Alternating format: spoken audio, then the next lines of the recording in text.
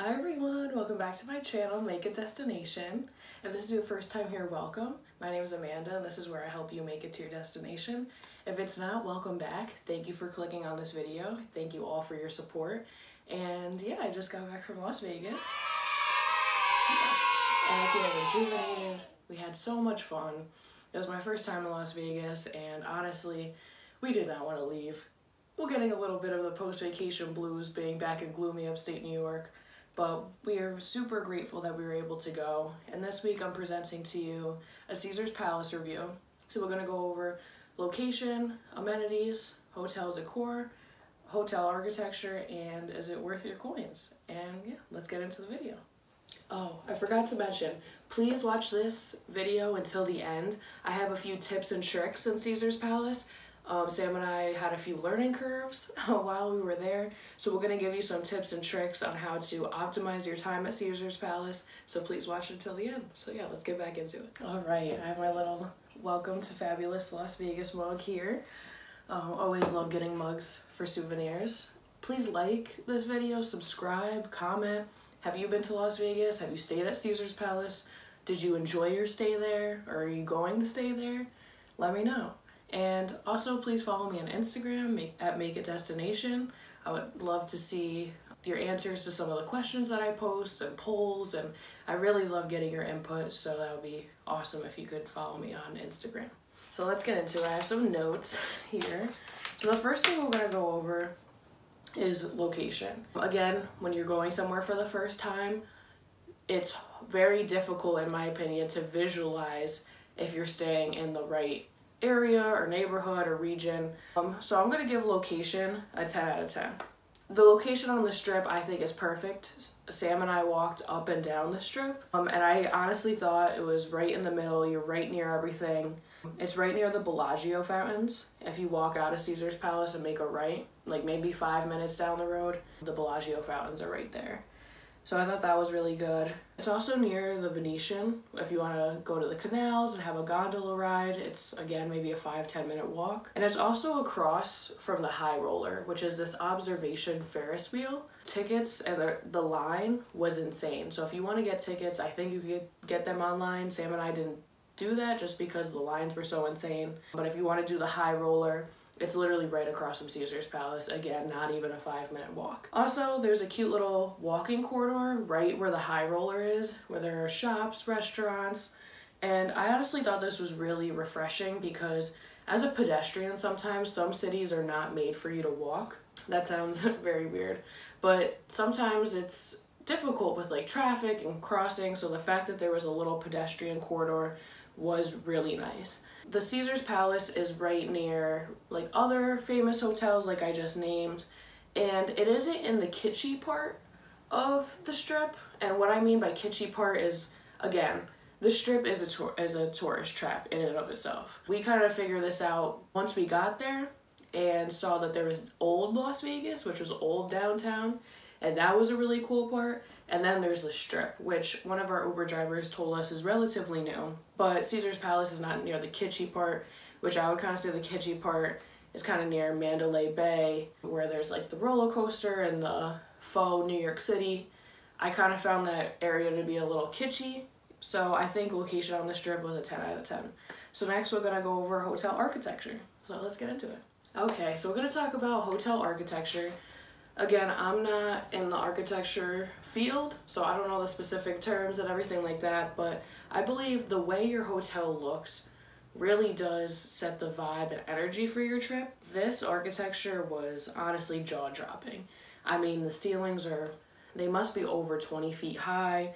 It's very grandiose. When you walk in, there's statues, there's fountains, there's a lot of, it gives you a Roman Empire feel. That's exactly like the energy that I felt. It's just, there's always somewhere to look. And kind of the theme or motto of this trip was literally the word wow. Like, wow. Because, wow. We just kept looking everywhere and we were just like in shock. We were just like, wow, wow, whoa.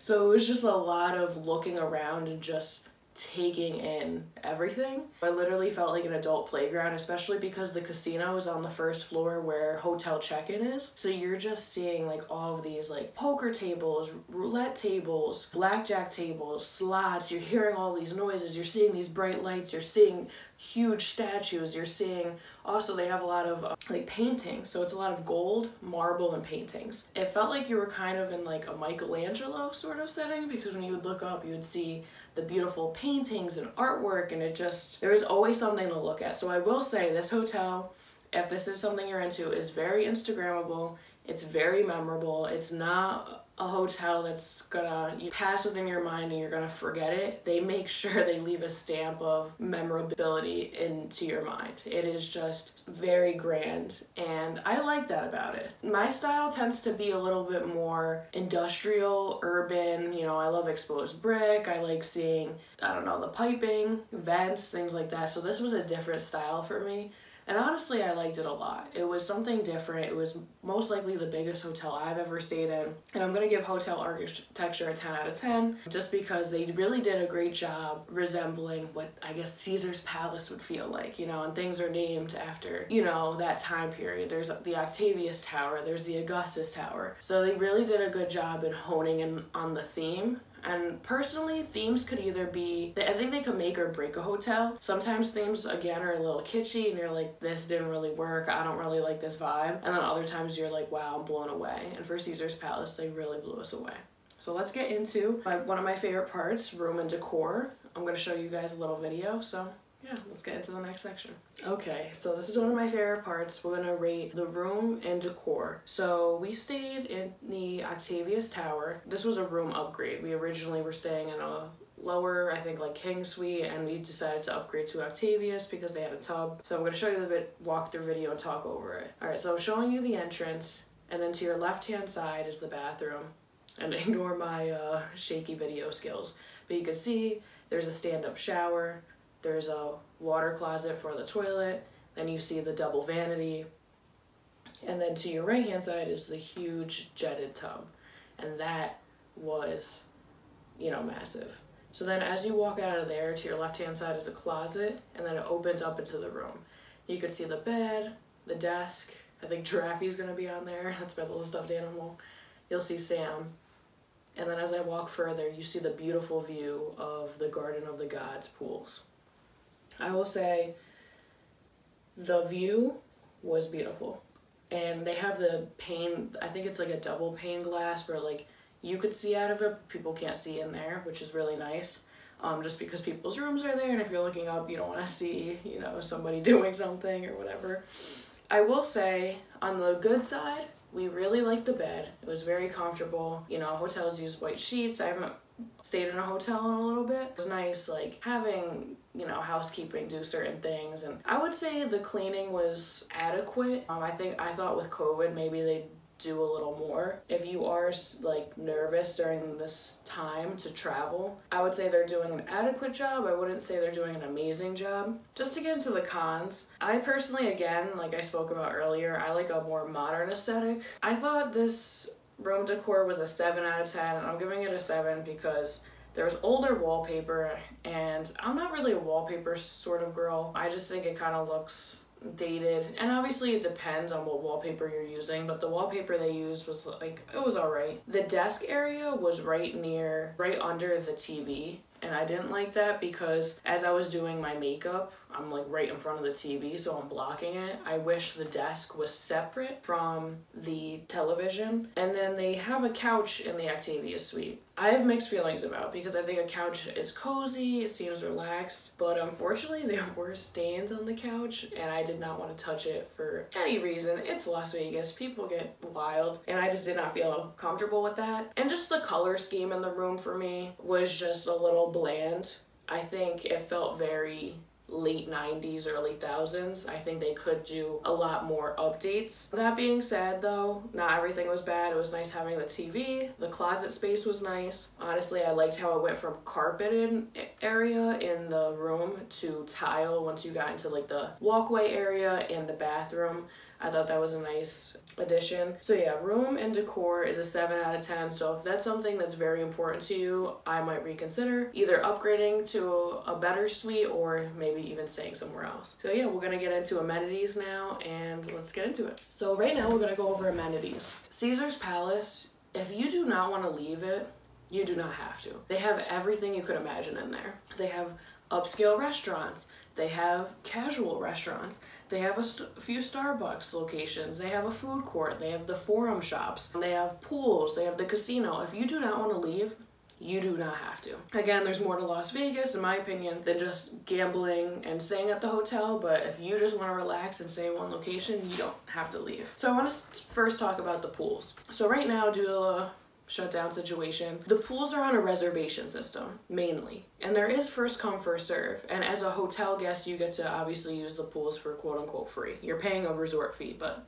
quote unquote free. So what you do is they give you a number to text, and of course the earlier you text it the better, because you're basically in a queue or a line for utilizing the pool and the lounge chairs and all that sort of stuff. I will say the reservation system or the line system has some flaws. So what I personally didn't like was, in order to get a day bed or a better lounge chair, I believe the lounge chair was like $75 per person, and then the day bed was $100 to rent, which personally I'm already giving you money. I know Las Vegas is known for like upgrades, but I honestly thought that was a little ridiculous. But the reservation system / queue system had a few flaws. So we waited 40 minutes because I texted before, you know, we got ready and dressed for the pool. We didn't receive a text like, hey, your spot's ready. But when we saw, like from our hotel room, that there was still lounge chairs open, we were like, what's going on? So we went downstairs, spoke with the woman. She's like, oh, what's your name? She scrolled down, she saw me. She's like, oh, okay, you two are all set. So we went in, and the pool was a lot of fun. Honestly, on a hot day, it was a lot of fun to swim in.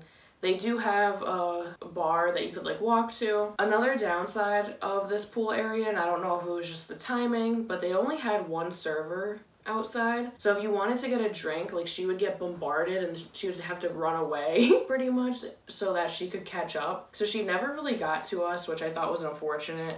It's always nice when you're sitting, soaking in the sun, and you don't have to get up to get a drink. I don't know if they were short-staffed or they normally just have one person, but there are a lot of people at the pool who wanted drinks. The casino, I will say, and again, this is biased, I didn't go into every single casino, but we went to a few. I personally think it's the best on the Strip. And I'm saying that because it's all on one floor, and then they also have more tables than any other casino that I saw. And they have different sections for each.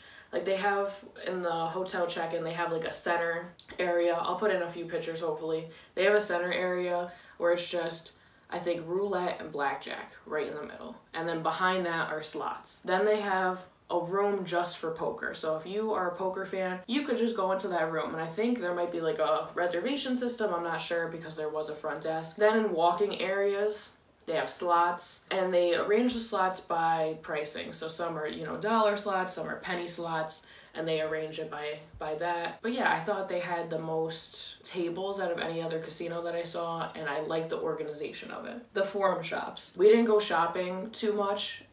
Other than this shirt that I'm wearing, I'm really not a name brand person. But if you are, they have Saint Laurent, Fendi, Jimmy Choo, Chanel, those types of stores. So if you want to go shopping, you just go in there. And again, we didn't go to any of the restaurants in the hotel other than Starbucks. So I can't really comment on that. And it's because Sam and I like to go to local places rather, I know I've talked about this before, I'd rather go to a local spot and help a mom and pop rather than pay into a chainy sort of feeling, which making this review, I mean, Caesar's Palace is most likely like chainy, but we just like mom and pop restaurants. So for amenities, I'm gonna give it a 9 out of 10. And I'm giving that just because there were a few things that I thought could be better, like the pool reservation / queue system, the service near the pool, and things of that nature. But overall, I think the amenities are worth it. So let's get into the last section, which are tips for you when you go to Caesar's Palace, as well as is it worth the price and the fees that they charge. So let's get into the last. Okay, so now for the last part. I'm gonna give you some tips and tricks to optimize your time at Caesar's Palace. There are many things that we did not anticipate, and I'm hoping that this helps y'all when you plan your trip to Caesar's Palace. There are lines for everything. You wake up at 9, 10 a.m., there's a line for Starbucks. There's a line for there's a little restaurant called Americano in Caesar's Palace. There's a line for that. There's a line for check-in. There's a line for checkout. So what I will tell you, I know it's hard in Las Vegas because you're most likely going to be partying and doing your thing at night. But if you're going to leave the strip and do something else, make sure you have adequate time blocked in to wait in line. And I'm not talking about lines like upstate New York where it lasts 10 minutes. These lines were like 30 to 45 minutes long. So please, if you need to go to the airport, if you're going to the Neon Museum or the Mob Museum, if you have somewhere to be, a reservation, you need to make sure you are out of your hotel room, I would say maybe at least an hour and a half before you need to make it somewhere. These lines are ridiculous. Another thing, Uber is in a different place than you would think. So when you first go to Caesar's Palace, they drop you off in the front, which is fine. But for Lyft and Ubers, for pickup, it's in a different location than the front. And this is extremely important to know because Sam and I did not know this and we were running and scrambling. It's in this place called Coliseum Parking. Now, if you're in the hotel, you're gonna know exactly what I'm talking about. If you go to the front desk, make a right, you're gonna see like a little like coffee shop. I think it's like Brioche by Guy Savoy. You're gonna keep walking. You're gonna see Omnia nightclub. You're gonna loop around, you're gonna see the poker room, and then as you go, you're gonna see the Vanderbilt to your right, and then you're near the border of the Forum shops. I believe you make a left into some of the slots, like a slot location, and then you make another left. I know this is kind of confusing right now, and that's where Uber is. It will show you signs after that where Uber picks you up. Now at first I was very aggravated because nobody told us this, and we were scrambling trying to figure out where it was before our Uber driver came, because sometimes they get upset if you're not there right on time. At first I was like, why is the Uber pickup different than the Uber drop off? But the traffic on the strip and in Caesar's Palace is very convoluted, and there's a lot of it. There's a lot of traffic. There's people coming, people going. So it actually makes the system less traffic oriented because you're having people get picked up in a different area than drop off. You know, especially if you're coming from the airport, it takes longer to get dropped off. You gotta take your luggage out. You gotta make sure you have everything, things of that nature. So if you had pickup and drop off in the same location, it would make it a very horrible place to want to drive in. So just remember, Uber is at Coliseum Parking for pickup, and drop off is right on the front, just so you know. And lastly, I did have somebody request that I talk about how travel was during this moment in time. You know exactly what I'm talking about. So I will say, Sam and I were extremely surprised by the crowds. And apparently this is only at, I don't want to do air quotes, but like this is only at 50% capacity. We walked into Caesar's Palace, we checked in on a Saturday. It calmed down during the weekdays, but on the weekend there were crowds. And you know how people are, they're wearing their mask half down, they don't have a mask at all. They're using it as a chin strap, all that sort of stuff. So if that does make you nervous, just remember there are crowds at Caesar's Palace. There are hand sanitizing stations every few feet, which I really appreciated. You do see people disinfecting common touch areas such as the doors. I don't think there's any escalators there, but like elevator buttons, things of that nature. Just make sure, you know, you're keeping an eye out for those things. Make sure you're washing your hands. We both got tested when we came back, and we thankfully tested negative. But if crowds do make you nervous, I would not go to Vegas at this time. But I think as long as you're taking the proper precautions and you're listening to what the CDC is saying, I think you'll be okay. So those are my tips and tricks. Oh, also one thing, for the lines for everything, there was even lines for the elevators. Make sure you have adequate time wherever you're going to accommodate for those long wait times. Uber is in 2 different places, so remember that. And if you're traveling during this time and you are nervous, just remember there were a lot of crowds, there was a lot of people. Make sure you're sanitizing, make sure you're washing your hands, keeping your distance as much as you can, and staying safe and healthy so that we could travel in the future. Alright, so as I was editing this, I realized I didn't talk about price. So I have the itemized receipt here. So the resort fee is $51 per day. And this is why I say to use the amenities while you're there, because you're paying for them. So this includes 2 devices for internet, you know, using the pool, casino, things of that nature. The first night was $294, but then each night after that was cheaper. So Sunday night was $50 and Monday night was $50. And then they charge you, again, the resort fee every day. And just to let you know, this is another tip, they only allow you 2 devices in the resort fee. So because I brought my laptop, they charge you an extra $15 per extra device every 24 hours. So we got charged twice for that. I don't know if that's fair or not. I personally don't think it's fair, just 2 devices, especially if you do have kids or you're a bigger family or you're with friends. Overall, for price, I would say a 7.5 out of 10. I think you are getting a lot for the price. Again, it's Caesar's Palace, but I think just the resort fee and the internet fees are a little much, but yeah, all right, let's get back into it. Thank you so much for watching this video. I appreciate it. And overall, our stay at Caesar's Palace, I'm gonna give it an 8 out of 10.